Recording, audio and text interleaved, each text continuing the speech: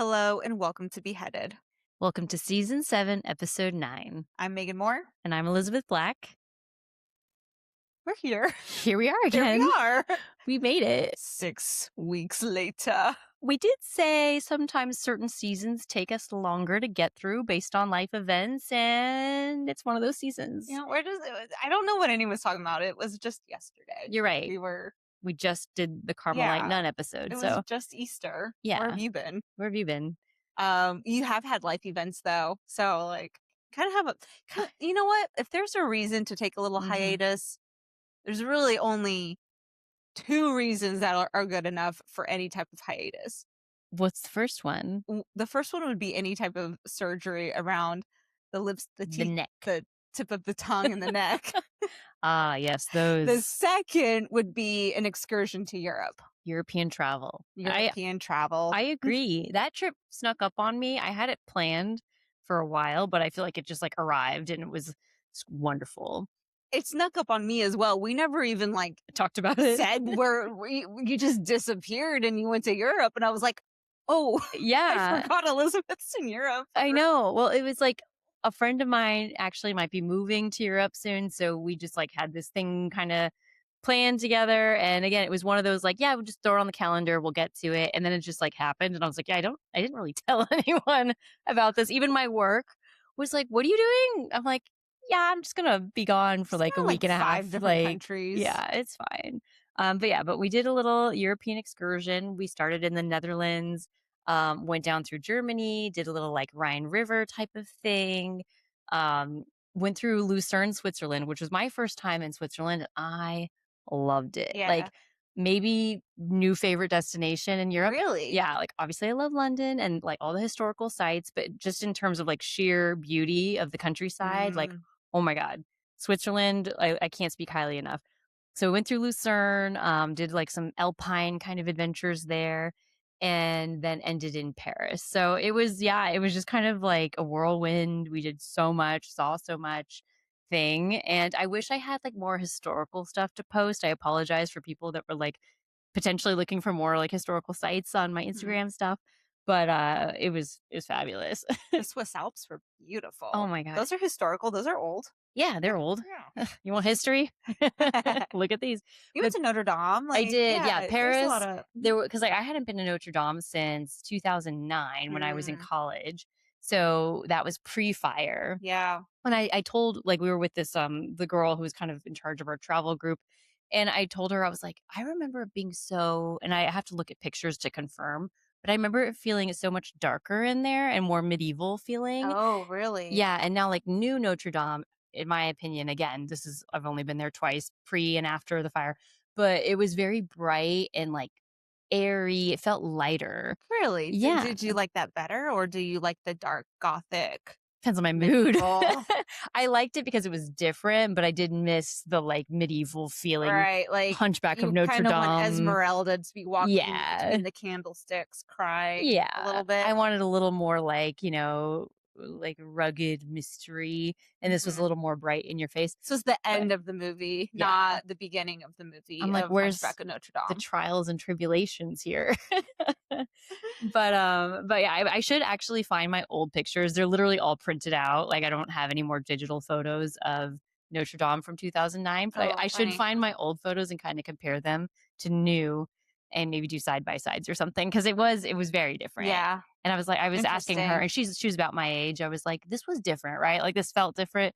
She's like, oh yeah, it used to feel much darker and like, I didn't realize they were heavier. making any like changes in that way of. Yeah. I thought they were trying to preserve it exactly how it was before, but I really don't know much about it, so I'm not one to talk. I know. I don't know the specifics, so sorry if I'm completely like wrong here, but I think they were mostly focused on preserving like the artwork and everything. Yeah. But the actual stone of like the cathedral is a little bit brighter. And I don't know if that's intentional or just because it's newer. I don't know. If you know, listeners, correct There are us. some cool documentaries on Disney Plus about the rebuilding of Notre Dame. Yeah. That I watched a while back, and now I can't remember anything, so I'll have to rewatch them.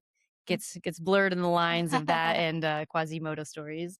But we're kind of like doing that trip together next year. So I'm not entirely jealous. I'm like, yeah, go scope it out. And then we're going to do it because as we have shared before, there's still some open spots.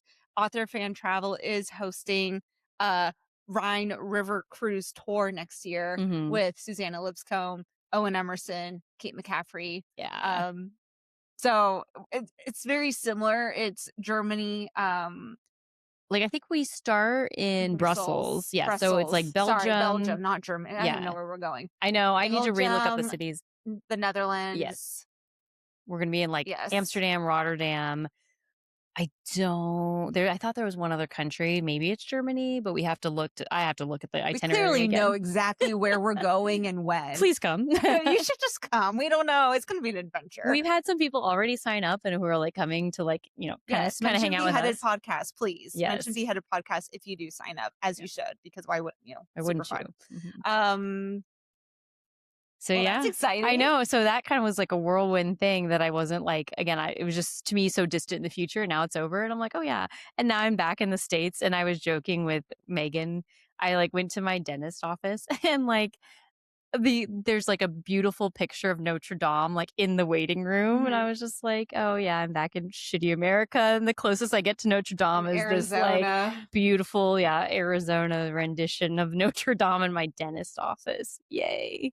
So great to be back. Oh, and it's starting to get hot here. And Yeah. because of our hiatuses in between episodes, Mhm. it kind of feels like in school when you have a lot of snow days and they kept pushing back the last day of school Yeah. so that before you know it, if you had a lot of snow days that year, you're like You go to school more is like school. after 4th of July. Right? I Literally. don't know if that ever. I grew up in New Hampshire for a little bit as a kid, so Yeah. that definitely would happen to us sometimes. So I feel like this season is going. We're Yeah. we're on we're on episode 9.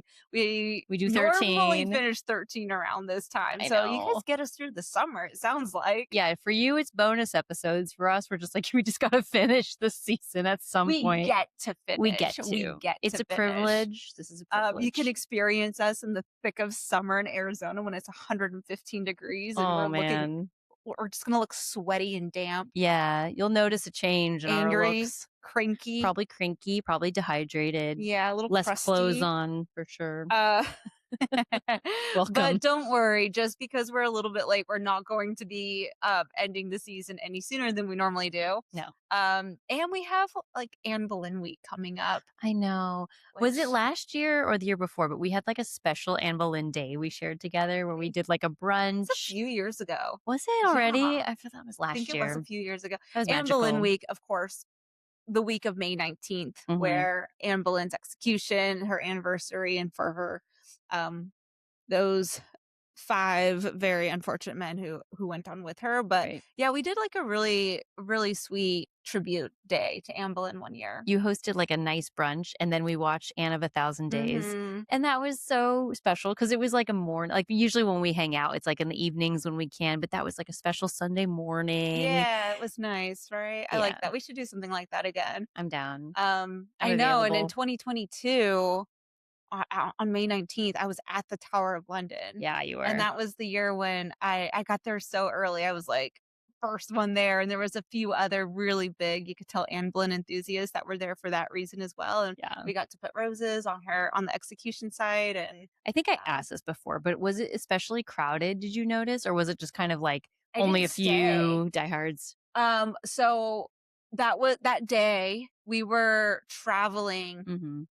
to get to the Cotswolds that day. So I couldn't do like a full Tower of London day. Yeah. I'm pretty sure my husband was still like getting ready at the hotel, but we were staying at a hotel directly across the street called the Tower Hotel, Right. or the Tower Suites, I think is called.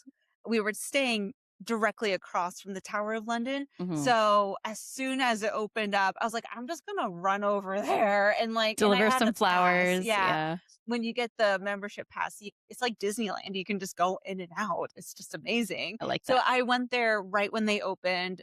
It was like a Wednesday morning or something. Yeah. So it was empty except for a few people who were there like paying tribute.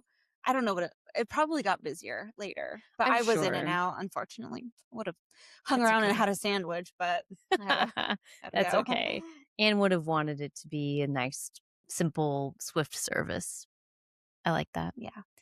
Uh, We Well, before we Yes. get into our episode of the evening, it's a good one. I'm really excited about this one. But I was just listening back to our Carmelite Nun episode, 6 weeks ago. I know, and I'm normally bad at like taking notes of what we talk about to discuss later, but this time I'm hell bent on it. We talked about in our last episode, we were like, what the hell is the difference between being a martyr, being canonized, and being a saint? Because I feel like we use those very interchangeably in a lot of these episodes. And so I finally looked it up. We looked it up and discussed it. I'm not going to lie, it's a little confusing still. So I'm going to do the best. I'm still confused. Yeah, but I'm going to go with it. I'm going to do the best I can to explain this. And again, if you're someone who's very into Catholic canonization, reach out and let us know. But this is what I've found out. Okay. So the entire process of becoming a saint is canonization. Like it's the canonization process, right? And there's a few ways to become a saint. Typically, if you become a saint, you have to perform at least 2 documented miracles in your lifetime. So you have to lead a life of like goodwill and have like proven documentation that you've like spiritually, physically changed someone's life with 2 documented miracles. Easy. Easy peasy, right? But martyrs get a special pass where they only have to produce 1 miracle to be considered a saint.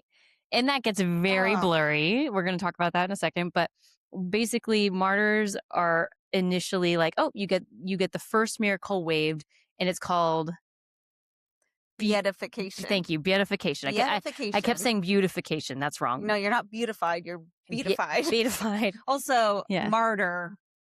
Don't worry if this is all like new language. Okay. A martyr is someone who was killed for their faith. Yes. So Joan of Arc was a martyr. Thomas More was a martyr. The Carmelite nuns that we did last episode, martyrs. Mary, Queen of Scots, thought she was a martyr. They tried. She wore red. She worked that. She was like, please make me a martyr.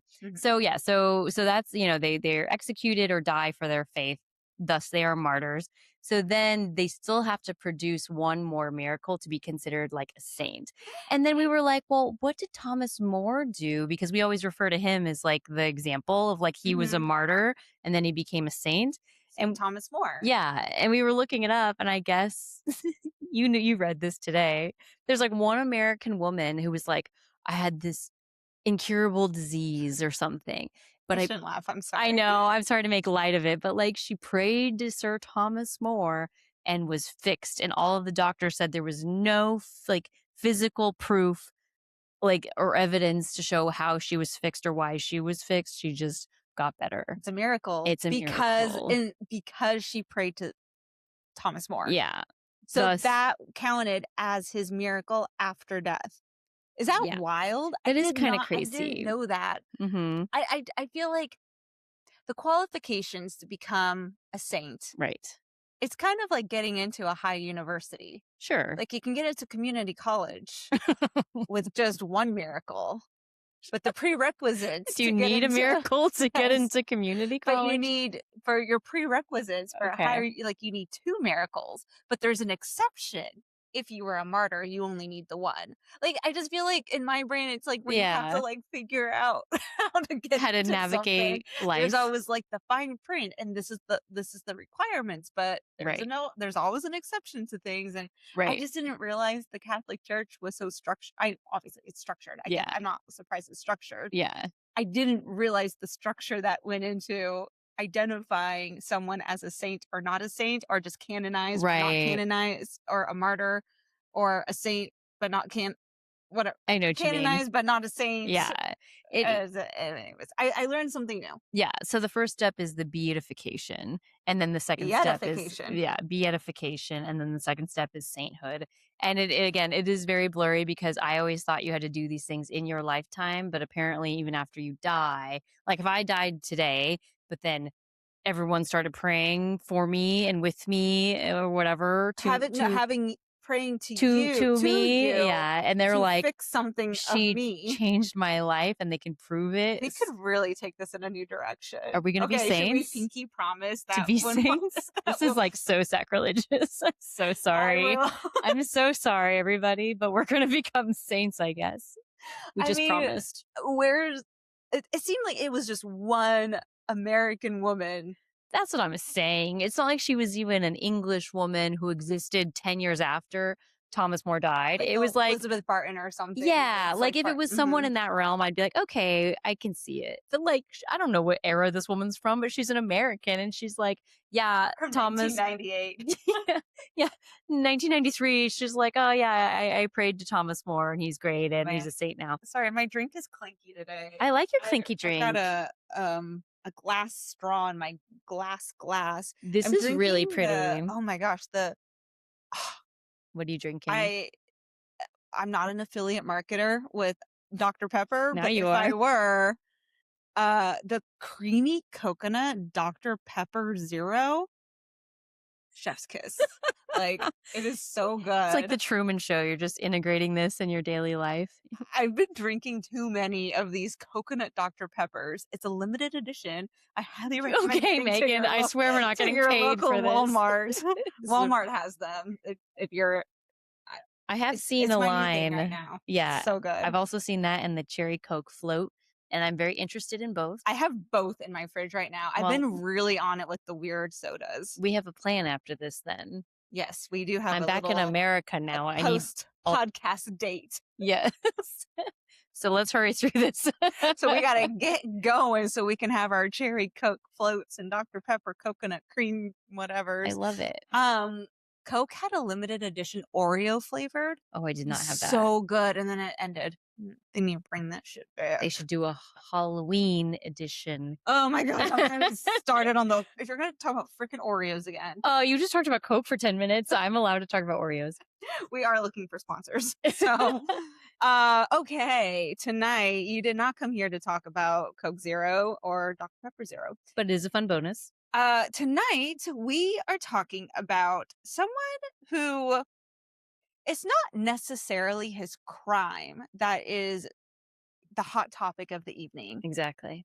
But how he was executed and his method of execution. Because we're going to talk about William Kemmler, the first person to be legally executed by electrocution using the electric chair. Whoa. And we learned a lot about electrocution science tonight. Oh, yeah. So I'm taking on early life. I love when Megan does early life. I'm going to sit back and I'm going to let you kick it off. She's all coked up, ready to go. The year was 1860 when young William Kemmler was born on the 9th of May. Wow. In Philadelphia, Pennsylvania. Hey, Philly boy. He's American. His parents were very heavy drinkers. His father, in fact, died after a drunken brawl and got an infection of some type. And they're both German immigrants, his parents. Yep. And he spoke English and German. Nice. I got this. Okay. I'm going to let you go. My German note came at the end, but that probably should have been moved up. So, mother died of just full-on alcoholism, like bad liver and, yeah. So he got out of school really early. By the time he was 10, he couldn't read or write. I read another article that suggested perhaps he was a little bit more on the mentally disabled side, but no proof of that. Of course, this is also 1860. So right. They just summed him up as being kind of stupid, I guess. He couldn't read, he couldn't write. They took him out of school. They said that about Albert Einstein. So who knows? Exactly. He could have been a genius. He could have been on the complete opposite of everything, right? Right. He started working before his father died. See, I can't do early life. My notes are all out of whack. That's here. Okay. You just love executions. I just want to get to the execution. He worked at his father's butcher shop up until his father died, and then he became a veggie peddler. I like that. Veggie peddler. Veggie peddler. That'd be like a funny Halloween costume, like just to be a peddler. Like you have like a cart and it's just full of like fake veggies and you're just kind of like poor looking. I don't know why my mind went to that. Yeah. Peddlers. Back then we still have peddlers, right? Just walking around the streets selling these things. We do. I would say half the people on Instagram are peddlers. Advanced peddling. Yeah. Click here and get your free box of whatever the fuck I'm selling. Coke Zero? Oh, yeah. But no, he sold vegetables.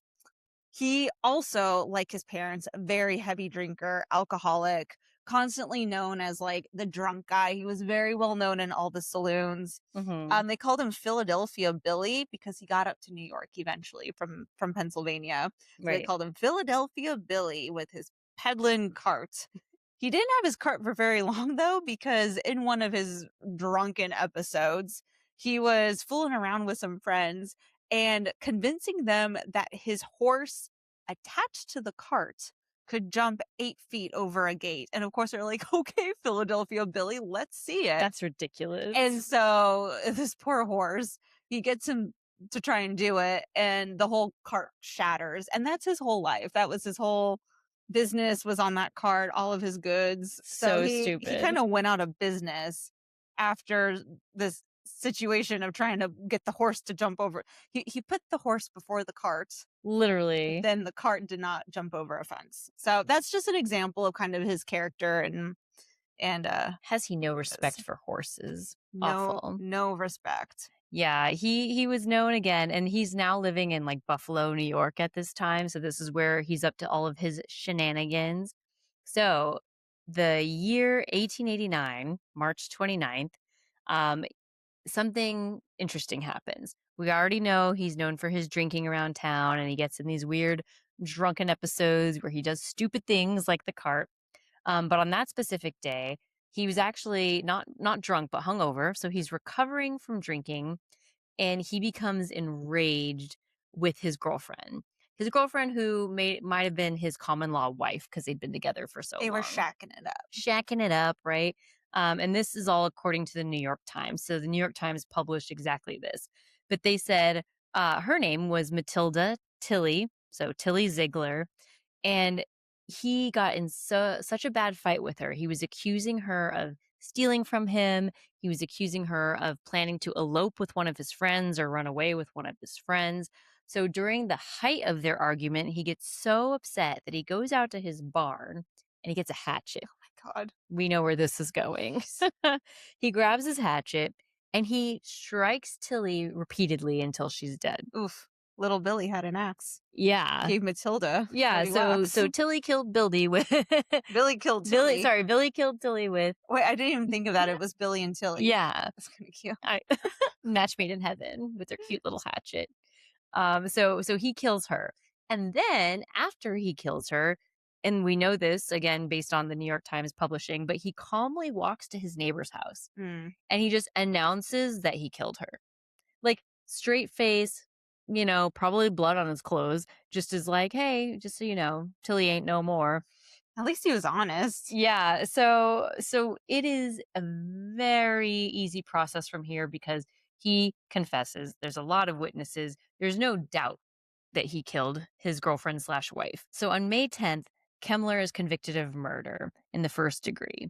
Again, quick trial, open and shut case, and then it only took them a few days to decide that his sentence was in fact death. Mm-hmm. It's again Pretty brutal. Yeah, it's late 1800s New York. It is a brutal murder. They say, "Hey, sorry, there's no way out of it. You're going to be condemned to death." And at that specific time in history, under New York law, hanging was going to be replaced by something that was quote unquote more humane and more progressive. So they come up with this entirely new way to kill people right at this time. And what is that? Electrocution. Yes. Let's talk a little bit about this though, because this is the meat and potatoes of this episode. Right. The history of the electric chair. So much I didn't realize. Mm-hmm.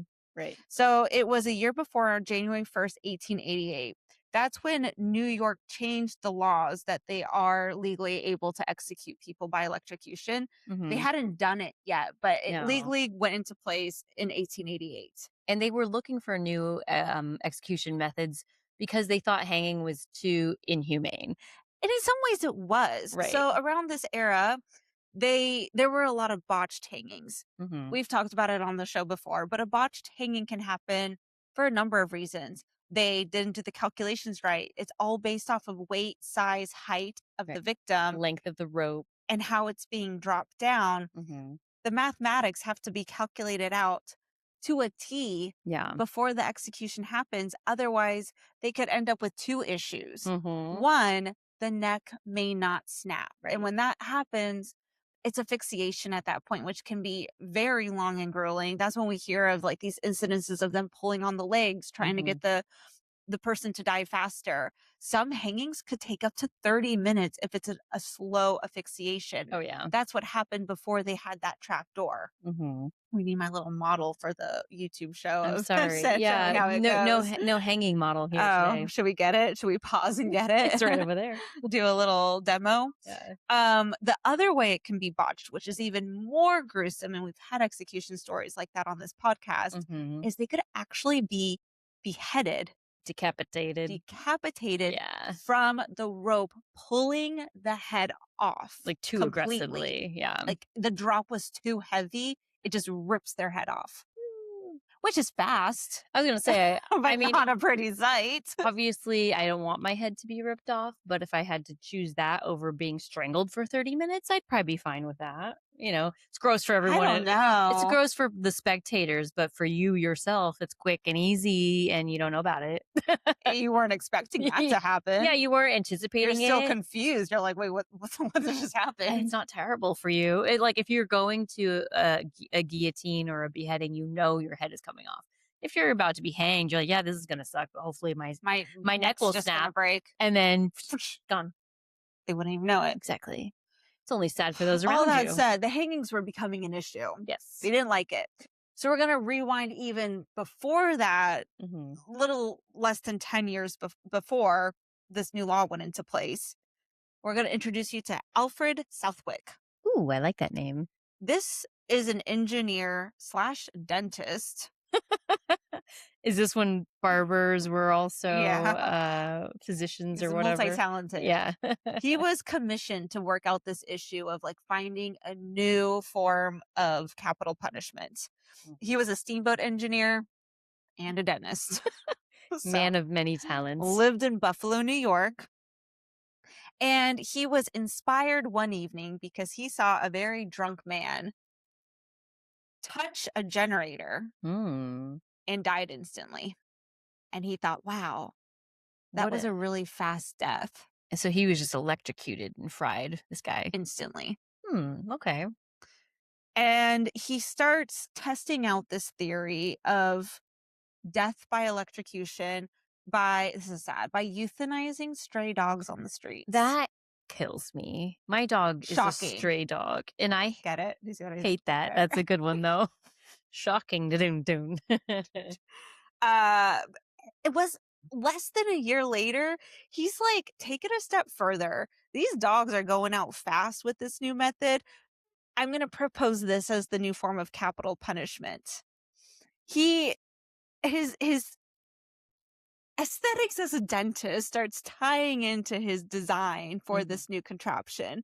They tried out a few different ways that this could, like imagine they had to understand, how do we even, what does this look like? If someone's Right. standing in a room, how do we just zap them? What do we do? They Yeah. thought even like putting them standing up straight in like a phone toll booth type Yeah, style like a box, tiny booth where they could just run electricity like a through glass them. booth so everyone can see. Ew. But then they thought that would be really jarring, that they're standing up straight and then they would slouch and collapse down. Yeah. They thought perhaps like a gurney type style, like an operation type style bed.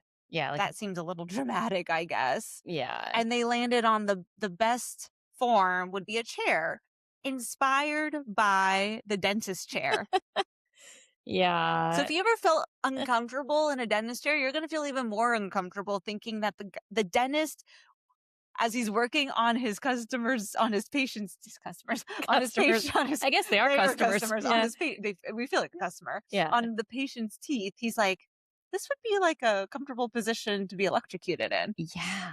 So they landed on having someone sitting so that they wouldn't fall over too dramatically, and they would Right. Like die with some dignity. yes, sitting up know? straight in a chair. Right.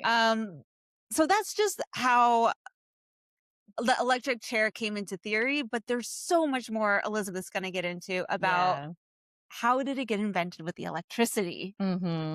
So this is really fascinating. But what's happening like in the background at this time is there's what's called a current war going on. And when you're like, what does that mean, current as in modern day? No, current as an electrical current. There's literally an electrical current war going on between mostly two parties. On one side, you have George Westinghouse, who is a big proponent of alternating current, AC. So he's saying whatever we do going forward with electrical technology has to be powered by alternating current AC. On the other side, we have someone you might have heard of, Thomas Edison. Hmm. Thomas Edison says, no, no, no, AC, that's not what the future is. The future is direct current, DC, which is kind of funny. AC/DC, get it? Well, that's what they named it after, Yeah, right? AC/DC. exactly. Yeah. It's kind of funny. So Thomas Edison is saying, no, no, no, direct current, what my invention is, the way I'm harnessing electricity is the future. So this is so silly, but like my modern comparison, and I don't know if you remember this, Megan, Oh, but geez. Here we go. here we go. So back in like mid '00s, like after DVD, it was Hmm. like, oh, is there going to be Blu-ray, or do you remember HD DVD? Kind It of. was just such a brief moment of history, but you'd go to the store, and I remember this specifically because I was a big Lord of the Rings fan. You And were. yeah, I You am. are. I know. But back in the day, like my first, like when I bought like Fellowship of the Ring and Two Towers, they were on VHS. Like Hmm. that's how old I Hmm. am. And these are. God, you're so I old. know. But I remember when Return of the King came out, they only offered it on either HGTV or Blu-ray. And I don't remember. HD DVD. Yeah, it was HD DVD, Which you which is needed like its high did you need your own definition. machine for that? I think Or could you use so. a DVD I player? don't I think you could maybe use a DVD player, but for a Blu-ray, you had to buy a Was Blu-ray a player. Blu-ray. Yeah, Yeah, it was yeah. like so specific, and it was this ongoing war of like which of these technologies is going to be the one that wins. That's And funny. it's funny when you think about anything like that, whether it's like, iPhone, Android, or whatever the Or like competing how things are. something similar when iPods were first coming out. Yeah. My sister, I remember the year. Okay. The year was 2004. Okay. And iPods were just coming out, and my sister, all she wanted for Christmas was an iPod. Yeah. And I wanted to be like different. And Cool. I was like, guys, it's not about the iPods. It's about the serious handheld XM radio. What a winner you chose. I was convinced that my portable XM radio Was the future. that was it. And Yeah. it was just radio stations like that you had to pay $10 a month for like the subscription That for is that my so parents paid for funny. 1 month, and they're like, we're not going to pay for this. Anyways, it's kind of similar. I'm dying. I really advocated for XM radio, Yeah. portable handheld. The first time I saw an iPod, I didn't even know what it was. I thought you had to buy mini CDs that went into It was the iPod. it was an odd concept for us. Yeah. We never well, they had those. Remember those little Yeah. mini There was a thing like that where you the in MP3s. Xenon. Yeah, like in Mhm. Xenon, she has like the The little little discs. discs. I thought that was the future. Like, oh, instead of a CD, it's just going to be a tiny disc, and you insert it in like an And iPod. each one was a song. Yeah, Because that was it's this whole transition. Sorry, we're getting a little off the topic hit here. clips. Hit clips. That's what it was. Hit clips. And they advertised them as like you can put them on a keychain and wear them on your pants. Like you advertise the songs that you listen to, like you put them on a by keychain. getting them on a keyring, Yeah. and putting them on the loop of your jeans. We're Oh my so god, old. we're really We're aging so old. ourselves. But that's my point. Anyways, I won't Yeah. digress too much about the transformation of music technology. But yeah, I'll let you current but like wars. for those of you that are roughly our age or even a little younger, like you've Or seen older. You've seen That's yeah. true. But you've seen these, Records. yeah, or like when they had laser discs, like there's so many 8 tracks. things, yeah, that like competing technology that comes out at the same time, and you're like, well, which Who's which gonna one do I win? pick? Mhm. And I remember to settle my Blu-ray debate, I chose Blu-ray because Disney movies started coming out on Blu-ray. Yeah. And I was like, that's the winner because Yeah. Disney knows They what know. the future is, and they've decided Blu-ray is king. And then you never heard of HD DVD again. Died. Yeah, died. So that's what's happening in this era. And like this, don't just think of it like, haha, like novelty products, who's going to win. It's like, this is big business. Like they're actively competing for the public's attention, for the public support. So you have, again, Thomas Edison versus George Westinghouse. Oh, yes. Raise your And hand. sorry, Tesla, Is on the Westinghouse side. he was team AC. Yeah. So Nikola Tesla, heard of him? I have. He Yeah, has nice cars. there you go. Bravo. Speaking of competing technologies. No, but George Westinghouse, like, had the backing of Nikola Tesla. Yeah. So Nikola Tesla and Westinghouse are saying AC, alternating current, is the future. They knew about the electric chair and they were kind of mad. They said, "We don't want our technology, AC, to be used in this way." Like, they started coming up with high profile appeals, saying that the execution was a form of cruel and unusual punishment. Well, and Edison was very anti-death penalty Yeah, and in Edison, general, yeah. exactly. Whether So it was electrocution or anything else, he didn't really wanna be a part of it in a positive way. right. So Westinghouse is saying, "Don't attach my technology to this electric chair." And Thomas Edison is who is against death penalty altogether, is saying, "You know what? I believe in DC and direct current. So go with AC for this electric chair because I don't want my name and my technology to be associated with it." So he had this whole kind of public campaign saying, "Hey, public, AC is dangerous. AC is lethal. It is unsafe for household use. If you're ever thinking of powering your home on electricity, you cannot use AC. You have to use DC." And so he actually supported the development of the electric chair, even though he was against the death penalty, just because he didn't want DC attached to it. He wanted AC attached to it. Well, and yeah, because if the general public knew that AC is also being used for the electric chair, it made it seem like AC was unsafe, like, For your home. yeah, you're like, "Well, how can I use something regularly in my home and in my kitchen, Right. in my living room, if that's the same voltage that is killing people intentionally?" Mm-hmm. Because you have to remember, like, late 1800s, this is the time where we're introducing, like, the Industrial Revolution, right? So it's like Mhm, people had candles, like, for light in their homes, and then they went to oil, like mhm. oil lamps for light in their homes. And now there's this new technology of electricity. So they're like, okay, do I want DC or AC in my house? What is Yeah, safe? they had to choose, Yeah. and obviously now we landed on the AC We route. did. It's so Yeah. funny that we actually chose the one that was marketed as lethal. Like, right now, if you look around your home at all the lights, that's all AC, that's alternating current. Alternating current because it Mhm. reverses the direction of the current.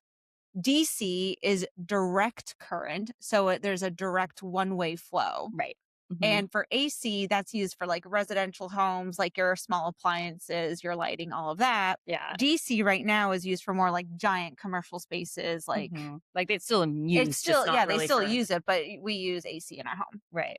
So I, so I didn't even know that until tonight. it's so fascinating, and, like, again, this isn't the like, yes, the electric chair came into play because they were looking for a more humane method to kill people, but I don't think there would be an electric chair if it weren't for these 2 guys competing against each other to see who's gonna be the villain in this situation. Like, they were both kind of pushing each other, um, and, like, Edison went so far as to say, "Hey, if you're gonna execute somebody using AC current, call it being, Westinghoused." So he Like want instead of being electrocuted, you're yeah, you're Westinghoused. Westinghoused. So he wanted to use like, coin that phrase. Like, he was spreading it around. He's like, "Oh, yeah, that guy who was executed, like, yeah, he was being Westinghoused." So he was spreading Tying that. that name to Yeah, it. Yeah, something so morbid. I know. So eventually, Westinghouse, who did not want to be associated with the electric chair, eventually his appeals failed in Supreme Court. This goes all the way to the Supreme Court. So by October 9th, 1889, the Supreme Court officially says, "Sorry, Yeah. we don't consider Well, this cruel and unusual punishment. We're going to move forward with the electrocution and we're going to use AC current." not only Westinghouse was appealing it, but if we go back to our dude, William Kemmler, Oh, his lawyers were also appealing it because they he- were saying, but yeah, they were heavily funded by Westinghouse. the lawyers were Yeah, funded. yeah. Wait, what? Yeah, that's what I read. I Like, didn't it get was this like, piece of his gossip. lawyers, that was part of their tactic, was to appeal the whole thing, but they were being funded by Westinghouse. Oh, I see. Isn't So that they were all interesting? well because yeah, and their reasoning, they were leaning on the Eighth Amendment, cruel and unusual punishment. Exactly. But yeah, like Elizabeth said, October 9th, 1889, the US Supreme Court said, nope, we're gonna go forward with it. Really bought Billy a lot of time because he was Mhm. sentenced May 13th, 1889, Right. October 9th. is when the Supreme Court decided. is when they decided we're going to move forward with it. Mm-hmm. The execution happens on August 6th, 1890. Like almost a full year later. Over a full year from his conviction. from his conviction, over a full year later. He's 30 years old, if this helps anyone Such a young visualize what our dude is like. Yeah. Drunk and 30. He doesn't even know about Blu-rays. Murdered his sweet girlfriend Tilly with a hatchet, and now he's going to be the first guy who is executed by electric chair. Yeah. Little guinea pig of a test subject. He had no say in it. I was wondering that. I'm like, if you're executed by a new technique, do you have to like sign a waiver, or do they not care about you? Especially in 1890, I don't think they give two shits. Are they like, sir, can you just sign this and acknowledge that, yes, you agreed to be a guinea pig in this new test of electricity? That's the last thing you'd want to be a test subject for, is a form of execution. No matter what it is, whether it's guillotine, hanging, electrocution, right? firing squad, I do not want to be the first one of that. This is kind of sad, but they did test it the night before on a horse. I don't like that either. And I don't like the dogs. I don't like the horses. I like to think the horse had really bad stage 4 cancer. You're right. The horse was unwell. Very terminal horse. The horse signed the waiver. The horse certainly hooved the waiver. He hooved the neighbor. Nice. God, I'm so funny on You're Coke really Zero. on it. Wow. Dr. Pepper Zero. That was really bad. That was good. I like that. Yeah. So they know it should work. Especially if it's working on a horse, it should work on a 150-pound dude. Yeah, horses are huge. They're like, this guy's definitely going to die because the horse died. Yeah. So the day is now August 6th, 1890. And Kemmler's awakened at 5 a.m., quite early. I'd be like, how do you even sleep the night before? You can't. There's no way you can There's sleep. no way they woke him up. He's probably laying there staring at the ceiling. With bloodshot eyes, like, oh my God. And it's like, and if you are sleeping, can you let me sleep in on the day I die, please? Thank you. But 5 a.m., they wake him up. He is put in a suit, a white shirt, a necktie. He has a breakfast. That's nice. Again, are you able to eat? I couldn't. Do you know about that final meal? Got some bacon, hopefully. And then they had to shave his head because even though he's the first person to be electrocuted, they were aware that his hair would burn and it would smell and all that. So like, to be safe, we're just going to shave your head. I don't think they thought about any of his other body hair, but they shaved his head. Well, that's where the direct contact is, right? To the conductors. Yeah. Like they, if you're thinking about like imagery of what an electric chair looks like, they do put a little like cap, I guess. Also, this will probably, it was definitely in my mind while I was reading this, is for those who remember The Green Mile. Yeah. Oh, such a sad movie too. It's going to relate a lot to that of like, imagine how it looked and what happens. Yeah. So his head is shaved, and then about an hour later, so this is now 6:38 a.m., which I like that they document all these times. Right. Very specific. Yeah. All news reporters were there. Like they were very aware of what was happening. But he enters the execution room, and the warden is there. His name's Charles Durston, I believe. Oh. He presents Kemmler to the witnesses. There's 17 witnesses. 14 of them are physicians, which is interesting because they're probably there for just... It's like an experiment. Yeah, like scientific purposes. And then Kemmler says to everybody, like again, I can't imagine him being so calm in all of this, but he was calm when he killed Tilly, and now he's calm on his execution day. Like an even-keeled kind of guy. He's very even-keeled. I'm like, are you drunk again? Or are you just, whatever. He's very cool, calm, and collected, and he said, "Gentlemen, I wish you all good luck. I believe I am going to a good place, and I'm ready to go." So he says that to all the witnesses. I mean, he's had over a year to think about this. That's true. So it's the best you got, Billy? Right. I'm kidding. But they said, again, he was composed. He got in the chair. He didn't cry. He didn't scream. He didn't resist. He just sat calmly. They apparently had to cut like a hole in his shirt because, yes, you have the point of contact on the head with a little cap thing he has to wear, but you also have to have a second point of contact that runs the electrical current through you. So like point A goes to point B type of thing and strikes through you.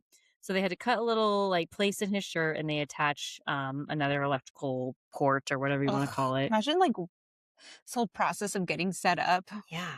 Man, It's creepy. I know. He says at this point, take it easy and do it properly.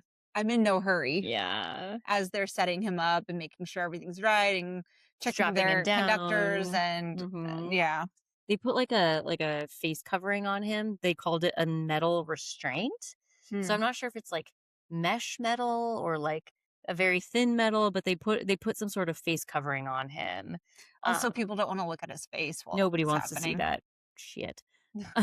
So they strap him down, they put this facial thing on, and their first plan is to run 1,000 volts through him. So What did they use on the I horse? don't know. And why wouldn't they just, I mean, maybe they wanted to Maybe it tone it was down 1,000 volts on the horse. I don't know. because the horse probably had stage 4 cancer and was giving up easily You're and right. was weak. The horse was ready to die, so 1,000 Yes, volts I'm was telling nothing myself this on this narrative just to make it better with the horse. terminal horse. So they run 1,000 volts through him, and for 17 they did it for 17 seconds straight of the 1,000 voltage. Wow. And then he's sitting there, presumably dead. They declared him as dead. Yeah. I have some random notes on this. The doctor, the neurologist who was there who actually declared him dead, Mhm. his name is Edward Charles Spitzaka. He was also the same doctor who stood as a very important witness during the trial for the assassination of President James A. Garfield. Oh, interesting. Because he was the one who said that the guy who did it was like clinically insane and should be in an asylum. So he was doing like a neurology test on the, I can't say his name, Guiteau? The guy who killed Yeah, the guy Garfield? who killed Garfield. I don't know that name. And then even more fun, this doctor's son Mhm. performed the autopsy on President William McKinley. So they Wow. kind of have their in on everything where like you need a neurologist evidently. Yeah, very close to the White House. But he wasn't that good because he declared this guy dead and someone else was like, I think he's still breathing. In the words of Sherlock Holmes, no girl wants to marry a doctor who can't tell if a man's dead or not. Good. That was some good acting. You're welcome, Robert Downing Jr. Yeah, so they claim it, they say, oh, he's dead. And then after he declares Kemmler dead, Kemmler starts breathing and groaning. Oh my god. So they know it's terrible. shit, like he's still alive and he's probably in immense pain because Yeah. we just ran 1,000 volts through him. For 17 seconds. Yeah. So everyone's kind of frantic at that point. You have this room full of physicians and they're saying, turn it on, give him more voltage, like kill him to make sure he's not suffering. So Ugh. they turn the current back on and they crank it to 2,000 volts. So they double the voltage of the first one. What could go wrong? Yeah. They're like, just Clearly they've thought just about up this. it, just double the amount, make sure it Ugh. gets done. Not good. So what's happening at this point is clearly it's killing him because they start to see blood vessels under his skin rupturing. So he's starting to be covered in blood because he has like internal bleeding. His vessels are rupturing. They explained it. It looked like he was sweating blood. Yeah. Like the blood was just coming out of his pores. Yeah. He was boiling from the inside. Literally. And because he was still wearing clothes, they said they saw like the edges of his clothes catch fire. Oh my gosh. So now parts of him are on fire. And they said the odor was unbearable. The odor was like singed hair, burning flesh. Like the people that were there, who are physicians and are not scared of blood, they're like fainting and they're getting nauseated. And everyone is kind of freaking out that this is such a gruesome death. And it took 8 minutes. 8 minutes of this. This is where it reminds me of The Green Mile. Yeah. Because I wonder, because Stephen King originally wrote that novel for The Green Mile, I wonder if he was inspired by this botched electrocution. I mean, I'm sure he the referenced original, it. yeah. Yeah. They discovered through all of this, the blood vessels on top of his brain were being carbonized and hardened while he was alive. That's nasty. That's so graphic. That is a botched execution. Yeah. So after all of this, the New York Times came forward again and was like, this is far worse than a hanging. We thought this was supposed to be quick, easy, and humane. Yeah. Like we were trying to find an alternative. Right. The whole point was like a quick zap and you're gone. 8 minutes. 8 minutes of like gruesome. Of being burned from the inside out through your blood vessels. Right. And then even Westinghouse came out and he said they would have done better using an axe. Like here, like it's funny because it's like, oh, we're America, we're not England, we're not just going to behead people with an axe or a sword. Yeah. And Westinghouse is like, yo, we should have just used an axe because this was far worse than Well, and anything like also, that. I think alluding to how he murdered his girlfriend too with a That's hatchet. It's true. She probably had it his better. girlfriend had it easier off than he did, Yeah. which whatever. And what one thing I learned in this like whole thing, I didn't know electric chair was so specific to America. Oh I yeah, I I didn't know just that either. somehow assumed that, like anything, it's like, oh, they find these weird methods and it spreads worldwide. No. Electric chair was very specific to America, and I think it's because of the current wars between Westinghouse and Edison. And that's in America, so that's why it became so prevalent here. I looked a little bit into why the electric chair wasn't used in other countries. Mhm. They felt pretty confident in their current strategies for capital punishment. Like I mean, it sounds like they were more experience. experienced with the hangings, also firing squad and some other methods. Yeah. But they were concerned about the number of botched electrocutions that were happening. Right. They did make improvements though. Mhm. Also, another fun fact. Oh, Gross fact, not okay. fun. Yeah. Another result of a botched electrocution is Mhm. that the victim could be writhing and like so intensely trying to break out of The like chair. the chair that they could Oh, break that's bones. right. We did see a documentary about that. They said because, like, obviously you're spasming and your muscles are contracting so aggressively that your muscles could get to a point where it snaps its own bones. Oh, Like you're, so not only yeah. are you frying, you're also breaking your bones. Oh my Oh my god. gosh. Yeah. So they made some improvements. They were like, okay, guys, let's go back to the drawing board because that was a disaster. Oh my god. They needed to make some redesigns and updates. So they decided that the electrodes should change from metal to brass. Mhm. They added a copper mesh scalp covering. Right. And then they realized that they need to have some direct connection to the heart to Mhm. make it instant. Right. And when they implemented these improvements of Old Sparky 2.0, the big improvement, Nice. there were less than 2% failed electrocutions Good. overall. Yeah. There have been 4,000, well, this is probably, well, hopefully this is an accurate number. I Right. have 4,374 death by electrocution in the United States, and that's where of that 4,374, less Mhm. than 2% have been botched, Okay. So hopefully just a including Kemmler. handful of people. Ooh. But that, yeah, that is pretty brutal. We saw an electric chair We did. We mentioned this a while ago, but long time ago, like yeah, when we first started the podcast. I I think it think was in so. like 2020 when we did this. But we took a little drive down to Florence, Arizona. Mhm. Not a lot going on down there. I'll recommend it. But they have a cute little museum, and the museum focuses heavily on executions in that county of Arizona. So there's this cool area where there's like nooses of actual people, like the actual nooses that hanged people, Mhm. and with a little photo and a description of what they did to deserve the hanging. But also they had a dual electric chair. So it was two brothers who committed a crime and they were sentenced to death by electrocution. So they created a specialty like tandem chair that they both sat in Oh to get man, electrocuted. So it was weird because it's the actual chair. that they sat in when it Yeah, happened. it's But weird seeing it's not it. even so much that it's the chair itself that's the technology, because it's just a wooden It's just a chair, wooden but they chair. added on the conductors and the metal cap, and that's what Yeah, made like it like the it's metal I don't know, appendages. for some reason I envisioned always an electric chair as like some weird salon style, like it was Yes, all like you plug it in and it's all connected, that's what and I thought. but it's really just a wooden chair with straps, and then Right. they add on the additional Like a fixtures. cross between the Iron Throne from Game of Thrones and like the salon chair.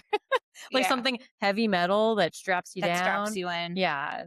But it was so interesting that electrical current was such a new discovery that like it inspired again not only these electrocutions, but we talked about this in a previous episode, but like Frankenstein stories. Mhm. Like everyone had this sudden fascination with what could electricity do. It was almost seen as like magical Yeah. because no one had ever seen anything like this. Nobody believed it could power.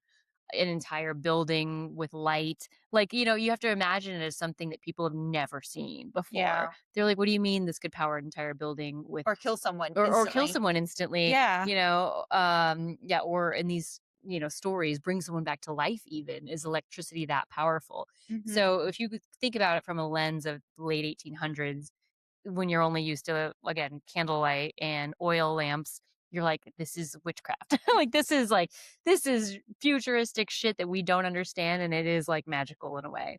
And if you're wondering, just real quick, to recap our story, but he was just buried on the prison grounds, like the precinct of the Mhm. prison. Mhm. So obviously he didn't have family, girlfriend.